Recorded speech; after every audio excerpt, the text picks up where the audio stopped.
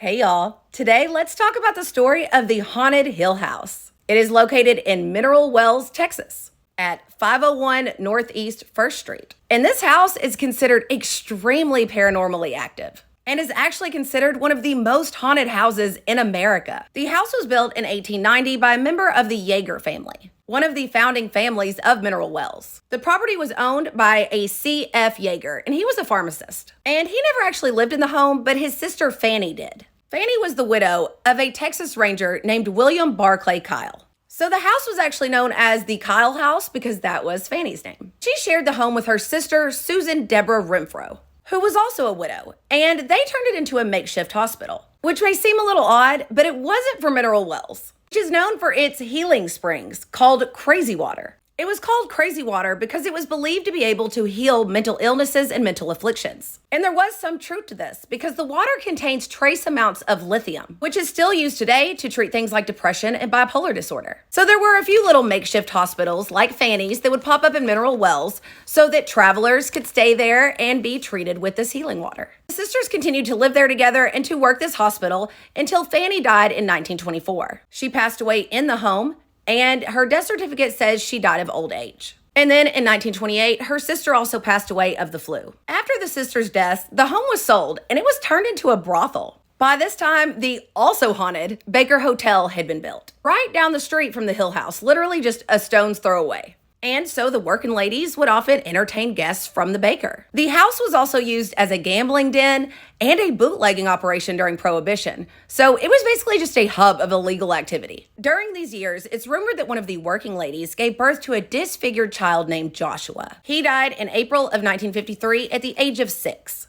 I cannot find his records though, so I do not know his cause of death. But he made 3 people who had so far passed away in the home. During this time, it's also said that one of the girls was shot by a drunken, angry customer. So we can't forget to add her to the list too. Eventually, the house was sold again, and then it was turned back into a home and actually was a rental property for a little while. But by this time, it was already known to be haunted, and many mysterious deaths supposedly took place here. It's rumored there were also deaths while it was a hospital in a flu outbreak, the same flu outbreak that Susan Renfro had passed away from. But while it was a rental property, supposedly a man that was working on the chimney fell from the roof. And there is a story of a 7-year-old little boy who accidentally hung himself on a swing set in the yard. It's also said there was a little girl named Madeline who was hit by a car in front of the home. She survived long enough to crawl her way up to the steps, and she passed away on the steps of the house. Also, on this property are some of the original wells of the Crazy Water. And somehow, at some point, legend says that someone fell into one of them and drowned. I must say here that I cannot find any official record of any of these. So whether or not these deaths actually occurred here,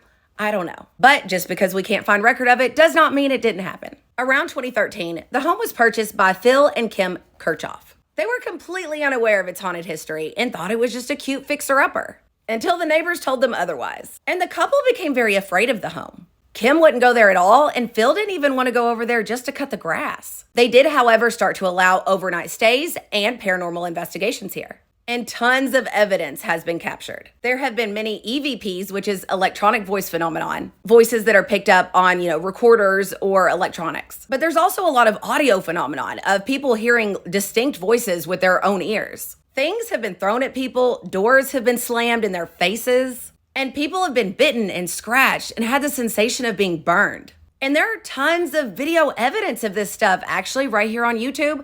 I've seen several videos of people with long scratches and one of a girl being yanked off of a bed. It's believed that at least 9 spirits reside here. One is believed to be the boy Joshua, and he's spoken to several people. Another is called Dr. Yeager. I'm assuming for C.F. Yeager, the pharmacist, though he never lived or died inside this house.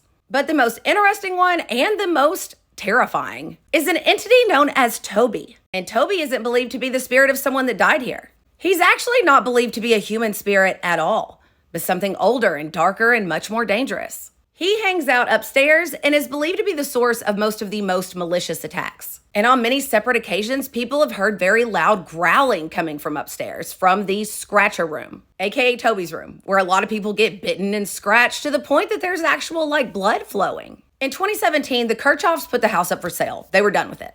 And in 2018, they actually had to drop the selling price because no one would buy it. And in the real estate listing, it was written that the owner states not to remove, in big capital letters, not to remove any objects from the home or property. Spirits are attached to their belongings. And that's not ominous or anything. Can't imagine why no one wanted to buy it. Then it was purchased by Sonny and Kathy Estes. And they knew what they were getting into. And they do still allow overnight stays and paranormal investigations. Though they once stated that out of all the different research teams and paranormal investigators that have come here to check it out, that only about 50% of them make it through the night. And it's gained quite a reputation in this field and has been called the most haunted house in the paranormal world. There's also something very strange about this house. So while it was owned by the Kirchhoffs, the house had been listed before as a 5-bedroom, 2-bathroom house. But they discovered that there was actually a 3rd bathroom, a bathroom that was completely sealed up. And Phil Kirchhoff only noticed it because you can see into that sealed up bathroom from one of the windows on the side of the house.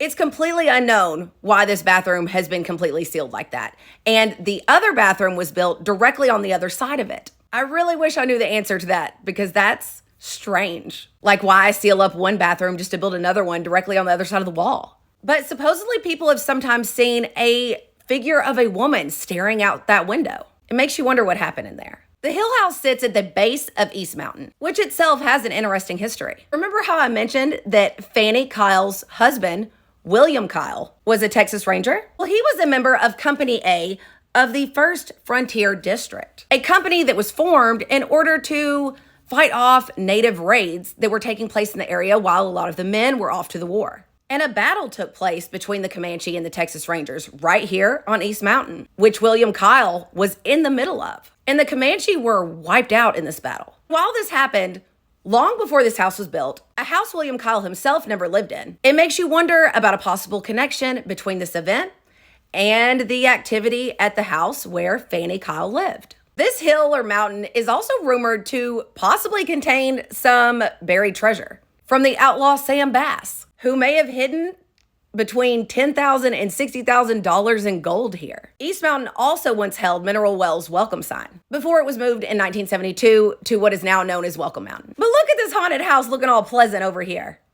I also wonder about the connection between the Crazy Water and the Hill House. Because like I mentioned before, some of the original wells are still on the property. And later wells are also near East Mountain on the other side. So many of these natural springs with this magical water is coming from this mountain, which makes me wonder about one final allegation about this house, that it seems to have a strange mental effect on people, overwhelming some with fear and dread to the point that they can't stand it, but making others seem almost addicted to it. They can't get it out of their head. They think about it all the time. They can't wait to go back. Some even dream about it. Some people have even said that it's like they can hear the house calling to them, almost like it's giving people the crazies. I don't know what the connection could be between the crazy water and the crazy making of the Hill House, but I think that's very interesting. Have any of y'all ever visited the Hill House, and would you visit this super duper haunted house? Let me know. And if you like this, don't forget to like and subscribe. Thanks for watching.